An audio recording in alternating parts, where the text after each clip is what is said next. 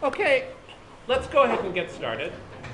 So today I wanted to continue with our development of the theory of quantum mechanics. And in particular, I would like to use what we've developed so far over the last week or so in our understanding of the description of the state of a particle as a wave in order to understand exactly what it means to do an observation in quantum mechanics and exactly what is meant by uncertainty and by the limits on the precision of observation that are placed by quantum mechanics. So let me just remind you of where we started off last time. So the state of a system, so let's consider, say, for example, a particle with mass m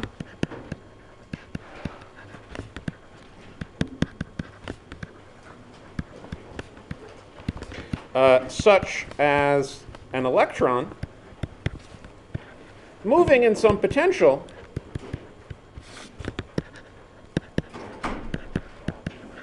v of x, so some potential that depends on position, then the state of the system is described by a wave function psi that depends on position and will evolve in time in a way that is governed by Schrodinger's equation. So it evolves in time according to a second-order differential equation, which says that the time derivative of the wave function is equal to a certain differential operator applied to the wave function. And what we mean when we say a differential operator is just that it's some quantity that depends on the wave function psi and its derivatives with respect to x. Okay. So this is a differential equation which, if you completely determine the value of the wave function psi at some time t equals 0, will allow you to describe the evolution of psi at some later time simply by solving this differential equation. Now, in practice, this equation might be quite difficult to solve. It's some complicated wave equation. But at least in principle, this will allow you, if you know the initial state of the system, psi at some time t, to determine the state of the system psi at some later time simply by evolving using this differential equation. And we noticed last time that some of the terms in this equation have a very interesting physical interpretation. So in particular, if you define a differential operator p as equal to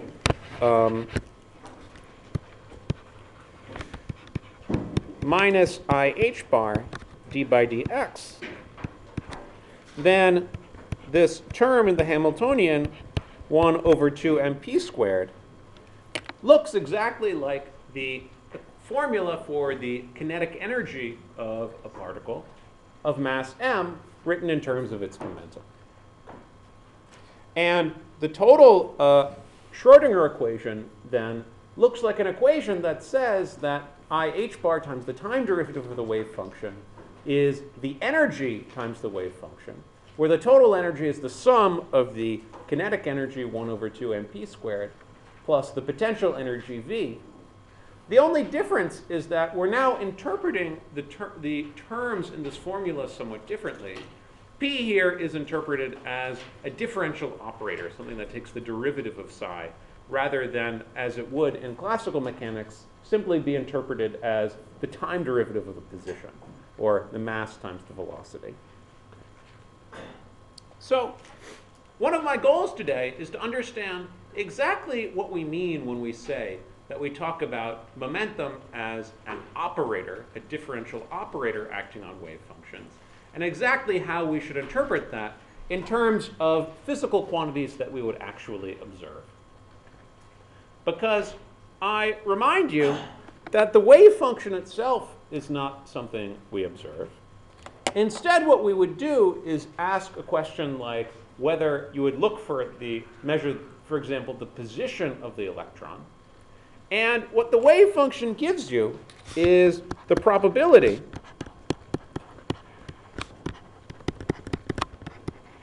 of finding the particle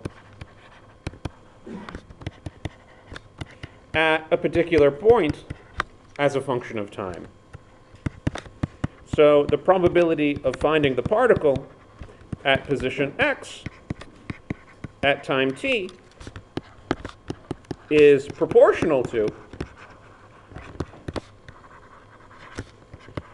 the absolute value squared of psi,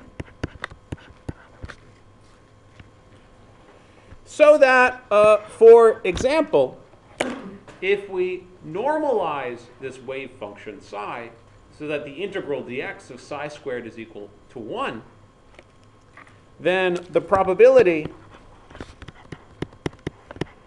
of finding the electron or the particle in some window, so in some range between x1 and x2, then that's just the integral dx from x1 up to x2 of the probability density psi squared. Okay. Are there any questions so far?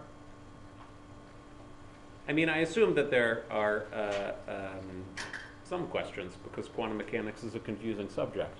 But are there any questions about the material that I've presented and the clarity, the blinding clarity with which it has been so presented? Okay. So one of the things that we would like to begin to think about then are what are the observable quantities that we would like to compute using this theory of quantum mechanics.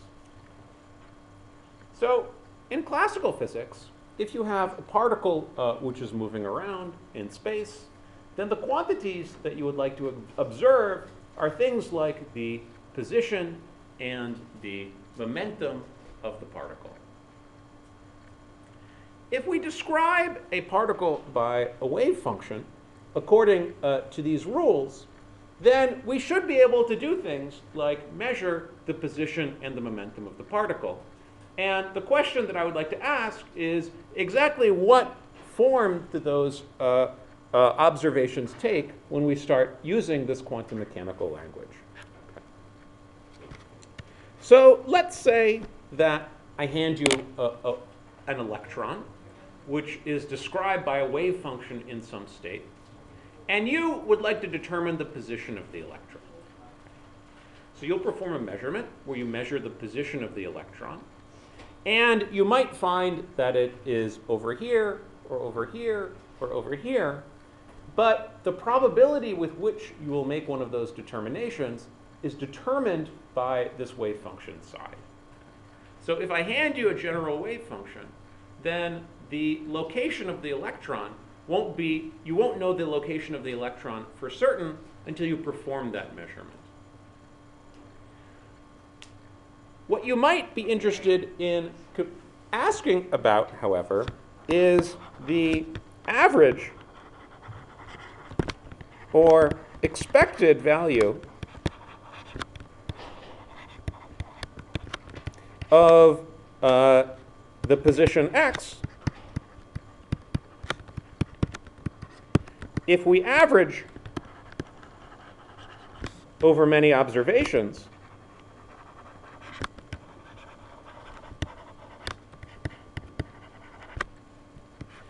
So for example, if I prepared 100 electrons, all of which were described by exactly the same wave function, and I gave each one of these electrons to one of you in this class, and then each one of you measured the position of your electron, you would each find some value for the position. Maybe it's over here, maybe it's over here.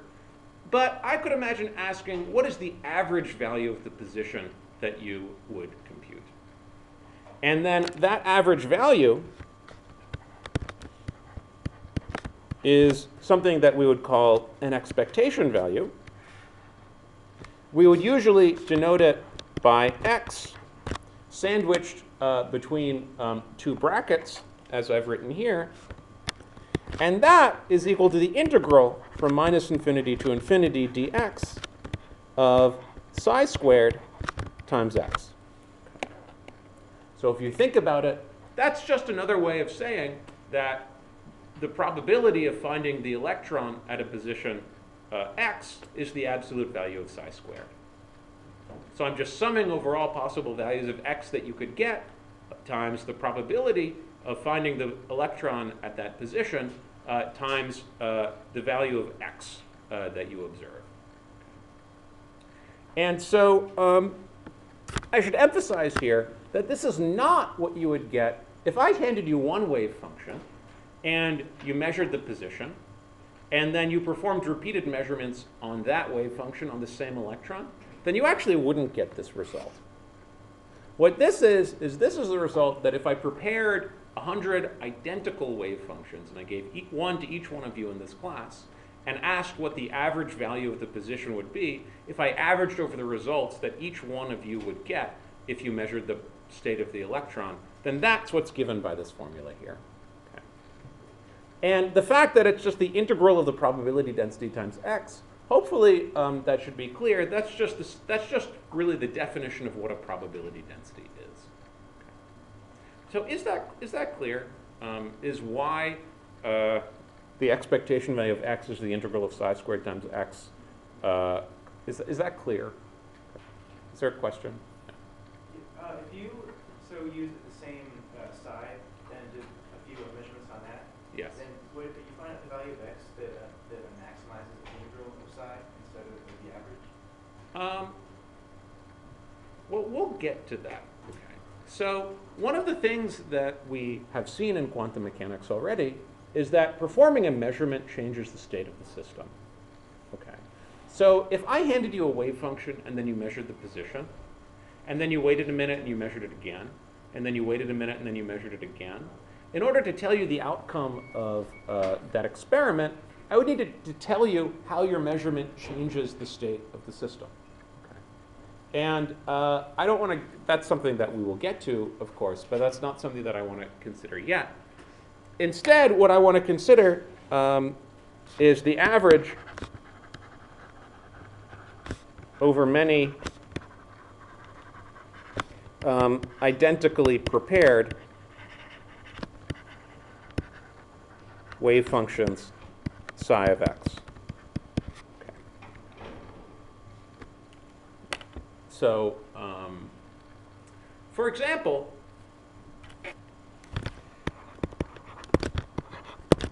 if we were to plot psi squared, so that is the probability density of observing the electron at a given position.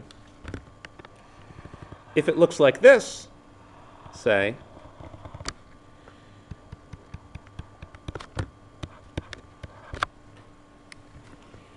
then you will then you would say that the electron is almost certainly located at the position x naught, in the sense that the expectation value of x is going to be very close to x naught. Or in this case, for the figure I have given you, it would be equal to x naught.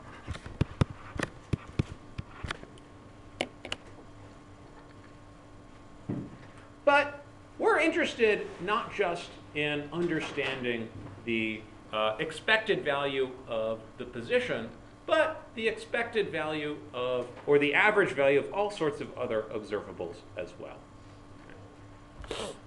So, for example, I could ask you each, I could prepare 100 identical wave functions and give one to each of you. And I could ask you to each measure the position and square it. And one of the important points to notice is that the expected value of the square of the position, so what is that? That is the integral dx of the probability density times x squared. One of the things that you should notice is that's not equal to the square of the expected value of the position. This is not a statement about quantum mechanics. This is just a statement about probability distributions. This is just a statement about probability. Okay. In particular,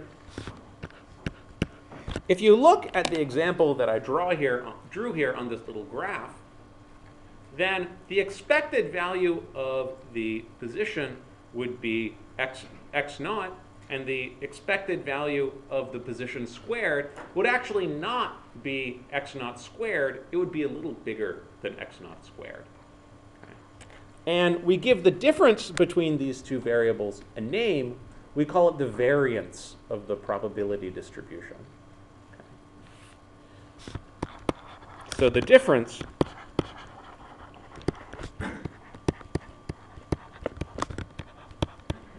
between the average value of the square and the square of the average value is a measure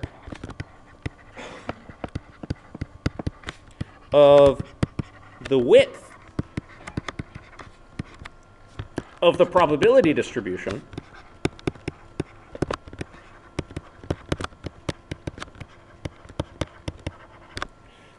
psi squared, which is referred to as the variance, or sometimes as the uncertainty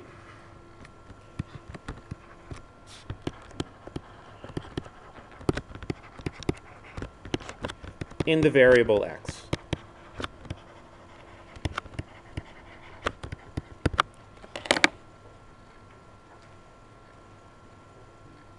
So just to give you two different examples, let's say that we have a probability distribution which is very, very, very, very sharply peaked around x equals 0. Then I've drawn a probability distribution that's symmetric around x equals 0. So that means that the average value of position that you would measure would be 0, and the average value of x squared, well, that's the average of some positive number. So it's going to be a positive number. But because my distribution is very, very narrow, it's going to be small. And so you would say that the variance, or the width of this distribution, is very small. On the contrary, if you had a probability distribution that was very fat, so maybe it would be some bell curve like that, then if I still have a symmetric probability distribution, the probability of having measuring a positive value of x versus a negative value could be equal, so that the average could be equal to 0. But the average of x squared could be large. And so the difference between the average of x squared and the square of the average is a measure of the width of the distribution. And often we'll denote by sigma the square root of the variance.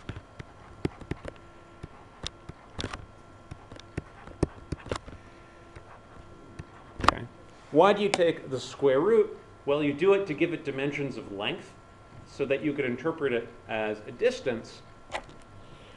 And that is the width of the probability distribution.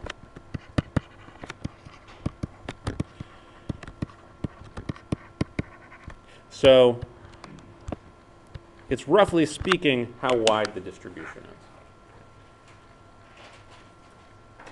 So I don't know if you guys have seen any probability theory. I assume that you've seen at least a little bit, but I'm just reminding you of this just because it's something that can easily trip people up later on in this lecture when we talk about uncertainty. Okay. And more generally, if you have some function of x, then you could calculate the expectation value of that function of x, x cubed, x fourth, e to the x, and so forth. That's the integral of f of x times the probability distribution. And that's not going to be equal to that function evaluated at the average.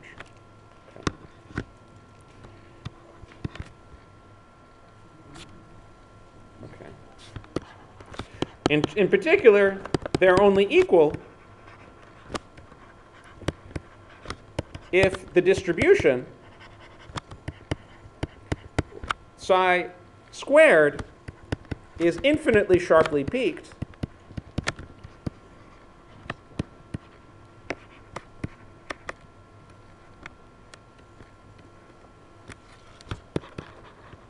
around its averaged value. So, for example, if psi squared were equal to a delta function, then, indeed, when you performed that integral, you would just find that f of x, the expectation value of f of x, is equal to f of x naught. But more generally, if you have a broad distribution, then you'll have some uncertainty in the variable x. The position of the electron, even though the wave function is specified uniquely, the position of the electron is not. Okay. But we're interested in more interesting observables than just the position of the electron. We would like to ask how we compute other observables. So if you have a classical particle, then the two natural observables that you would compute are the position and the velocity of the particle, or the position and the momentum of the particle. Momentum and velocity are just related by an overall constant. So what we would like to do is ask how we could compute the average value of the momentum, for example. So at this point, in order to understand how to compute this average value of the momentum, I'm going to have to appeal to the fact that in the limit where I ignore quantum mechanics, whatever result I get should reproduce our normal results from classical physics. So in classical physics,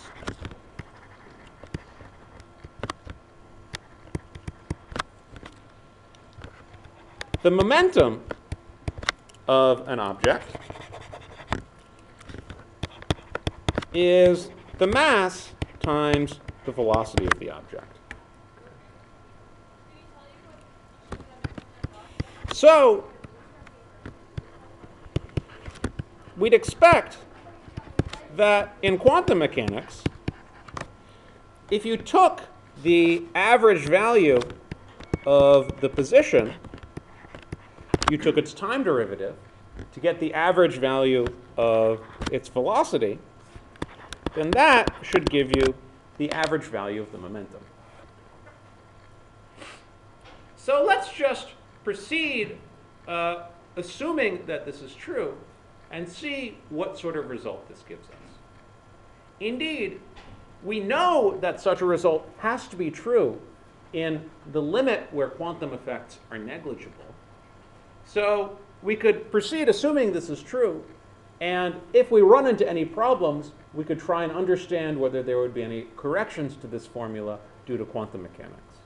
But certainly in the limit where we could ignore quantum effects, or where quantum effects are very small, such an expression should be true. So here, x is the integral dx of x times the absolute value of psi, or written out more explicitly, psi times its complex conjugate. So how do we determine the time derivative of the average or expected value of x? Well, we know that psi varies in time according to the Schrödinger equation. So I h bar psi dot is equal to h bar squared over 2m times the second derivative of psi with respect to x plus v psi. And in writing this equation, I'm just using a compact notation where I'm using a subscript to denote a derivative. I don't know if you've seen that notation before. It's sort of standard when one considers partial differential equations. So psi with two x's as a subscript is the second derivative of psi with respect to x. Okay? And psi dot is the time derivative of psi.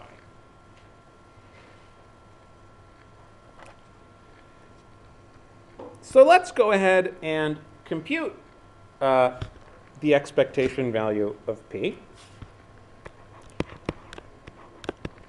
Well, that's m times the time derivative of the expected value of x. So the time derivative doesn't do anything to the integral dx or x. So we just get, by the product rule, psi dot star psi plus psi star psi dot times x. And then we can go ahead and plug that into Schrödinger's equation to write this out explicitly in terms of psi and its derivatives with respect to x. So psi dot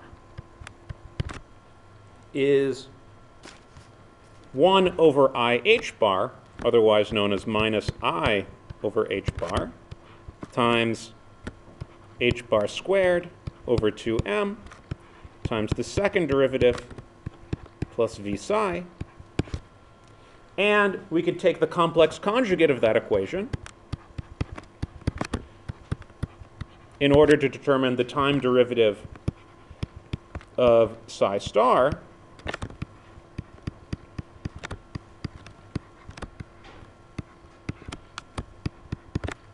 And we must remember that psi, in principle, could be complex. So I've taken the complex conjugate of psi, used the fact that the complex conjugate of I is minus I. So we could go ahead and plug that in to our expression for p. So let me just give myself a little more room here. The average value of p is going to be Im over h bar, just pulling out a factor of I h bar, times the integral dx of minus h bar squared over 2m,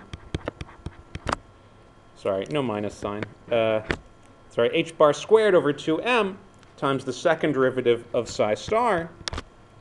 Sorry, those aren't very good x's. plus v times psi star, all of that times psi, plus the same thing with the time derivative hitting the psi dot. So that just differs by a minus sign. So we get a psi star times h bar squared over 2m times psi, the second derivative of psi, plus v psi.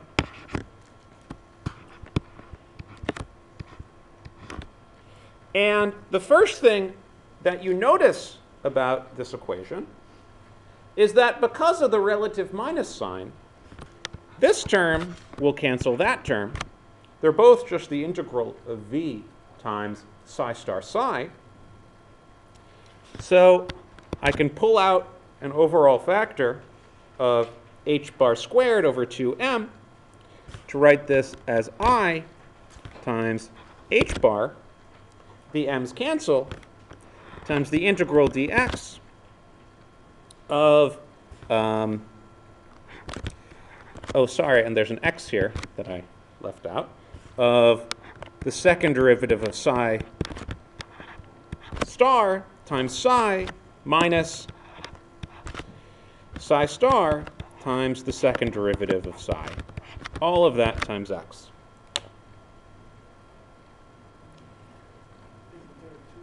Is there a 2? Oh, and a, wait, did I?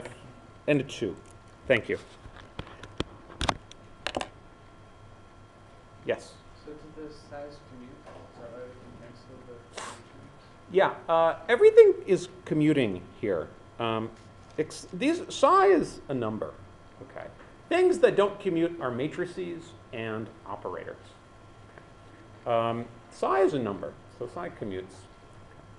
And in this expression, x is a number too. There are other contexts in which we would be thinking about x as an operator, but I'm just using the standard. There's nothing fancy going on here. Okay? I'm just writing down an expression for this integral and taking its derivative. Okay. Now I'd like to note the following. I'd like to note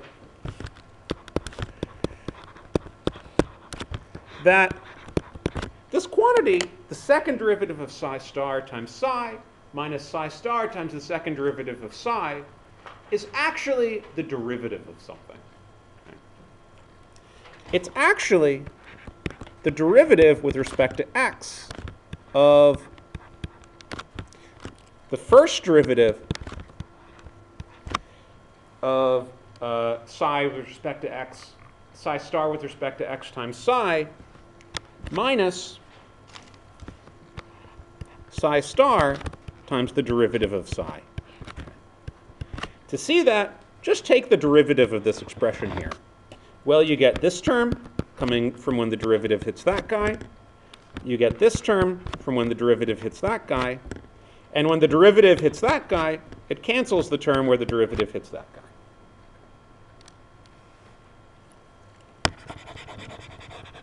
Too many arrows there. Makes me uncomfortable.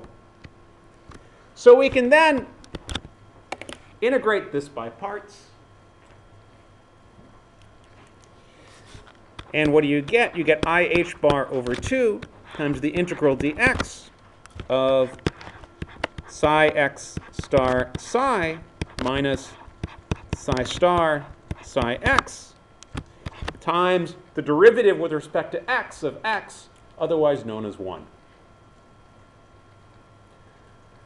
In principle, I should be including here a boundary term and the value of the integrand at the boundary. But I'm integrating from minus infinity to infinity.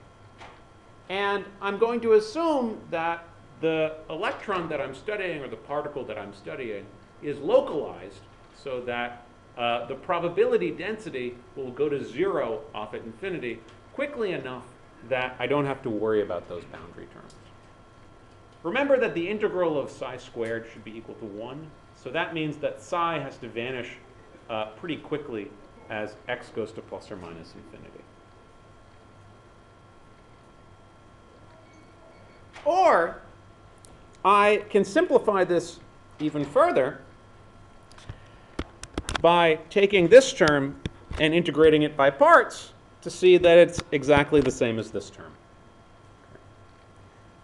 So those two terms are the same just by integration by parts.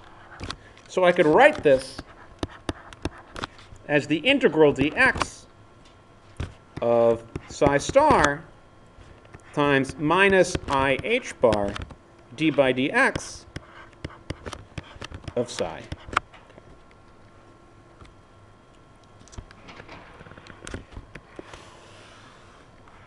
And this is the expression that I'm after. It tells you how, given a wave function psi, you could compute the expected value of the momentum. And in particular, I should point out that this quantity in the parentheses here is a quantity that we saw not 20 minutes ago. It's precisely the differential operator that I said was the momentum. Okay. In particular, let's go up to the top of the page here. There it is.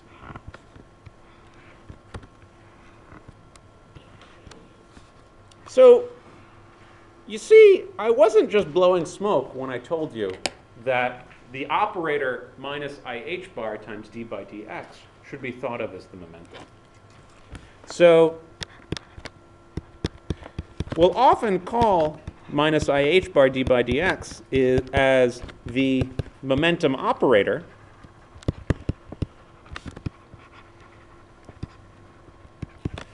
You know, sometimes people will be very careful and they'll put a little hat on something when you want to regard it as a quantum mechanical operator as opposed to just a classical momentum. So sometimes people would call this p hat. But the problem with a notation like that is that it's very annoying to write hats all over the place. So anytime someone introduces that notation, you can be sure that they're going to forget about it a little bit later on. So, you know, for the purposes of this class, just to make things clear, we could say that the expected value of the momentum is equal to the integral dx of psi star times the momentum operator times psi. But very often, I and everyone else in the universe will be a little lazy and just leave the hats off. And the context will hopefully make it clear whether we're regarding p just as a number or rather as some operator. Okay. And likewise,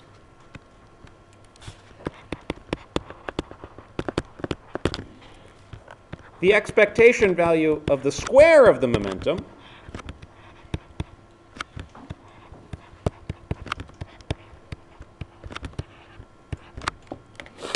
is equal to the integral dx of psi star times the square of that differential operator times psi. So that is, just writing it out a little bit more explicitly, the integral dx of psi star times minus h bar squared d by dx squared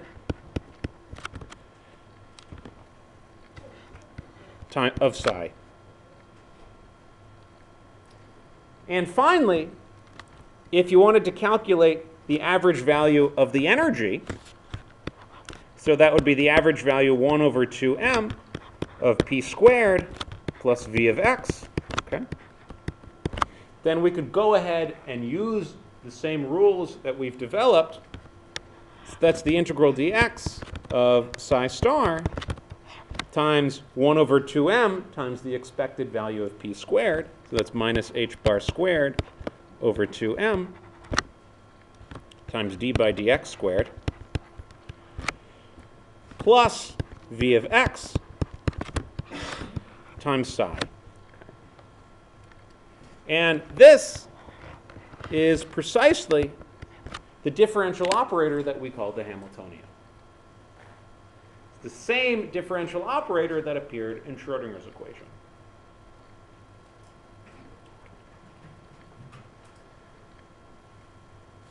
So what is the basic lesson here?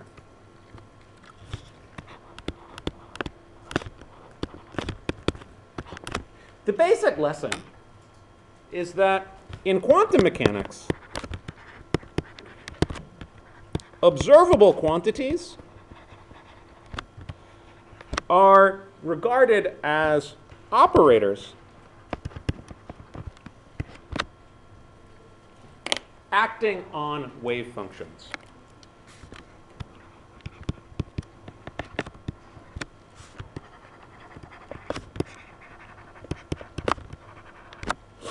Every question that you would like to answer in physics is associated with some sort of observable. Okay. And in quantum mechanics, these observables take the form of operators. So, for example, there is an observable associated with the position of the particle. So that's an operator that takes a wave function psi of x and t and multiplies it by x. So that gives you another wave function, which is x times your original wave function. Likewise, the observable associated with momentum is an operator that takes psi to its derivative with respect to x. And the energy operator, or the Hamiltonian operator, no, is the operator that takes psi to its second derivative with respect to x plus the potential times psi. And I'll just put a hat on that. Why the hell not? So, and if you want to compute the expected value of an observable,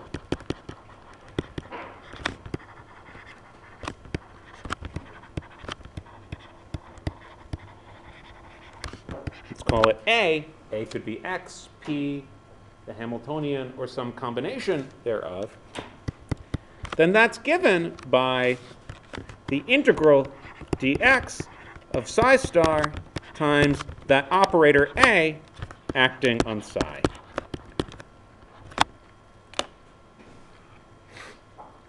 And this is the basic rule that we use to understand the outcome of observations in quantum mechanics.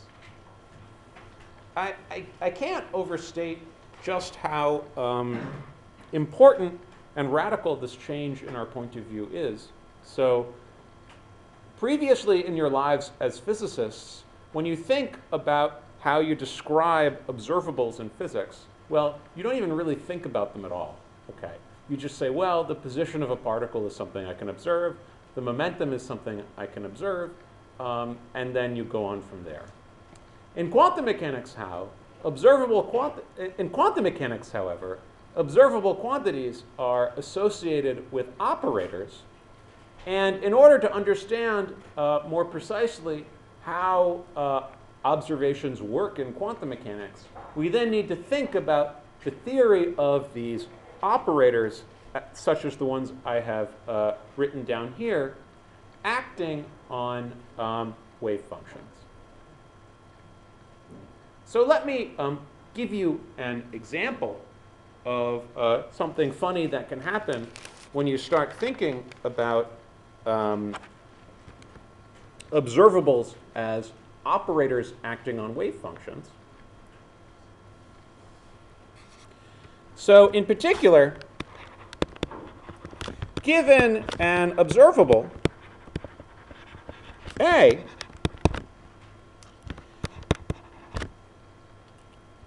the variance of A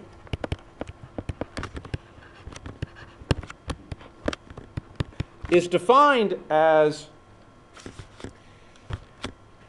let's call it delta A, and it's defined as the difference between the expectation value of A squared and the square of the expectation value. Okay. So for example, we saw that for the observable x, that tells you the position of the particle. The variance of x just tells you the width of the probability distribution. That's the absolute value of psi squared.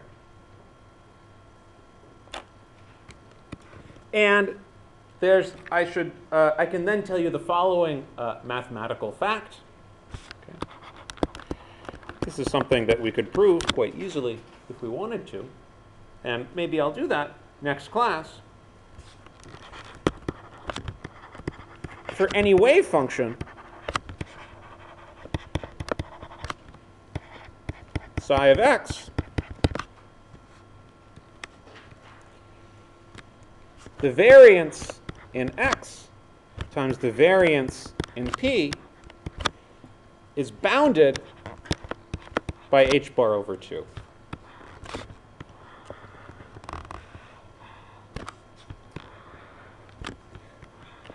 And this is a simple consequence of the rules that I have described for you this class for computing the expected outcome of measurements in quantum mechanics. So in particular, if you have a wave function which tells you that the particle is almost certainly located at a given position, then you know almost nothing about the momentum of the particle. So in particular, if you viewed the probability distribution in position space, it might be very narrow, but the probability distribution in momentum space would be very broad. Or likewise, you could have a particle with a momentum that is definite, so that the probability distribution for the momenta would be very narrow, but then the probability distribution for the positions would be very broad. So this is, of course, one of the most famous equations in physics. It's the Heisenberg uncertainty relation.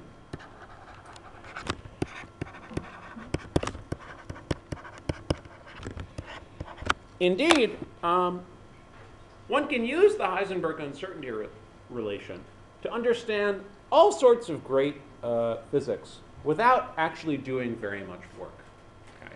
So it's very often the case, as we'll see later on in this course, that one can use the Heisenberg uncertainty principle to do all sorts of order of magnitude estimates in quantum mechanics without ever worrying about solving Schrodinger's equation or something like that.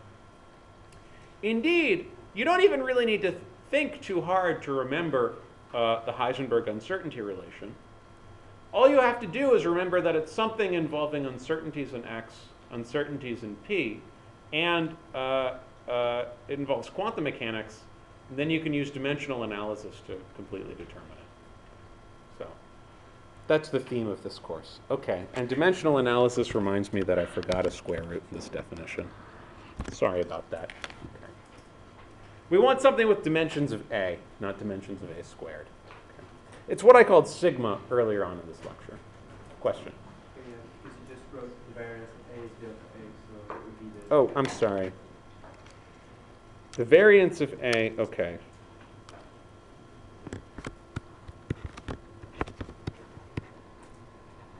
Yeah. I always forget whether you define the variance as that thing or the variance as the square of that thing. You know, it's just the English language. It's not that important. Delta A, yeah, OK.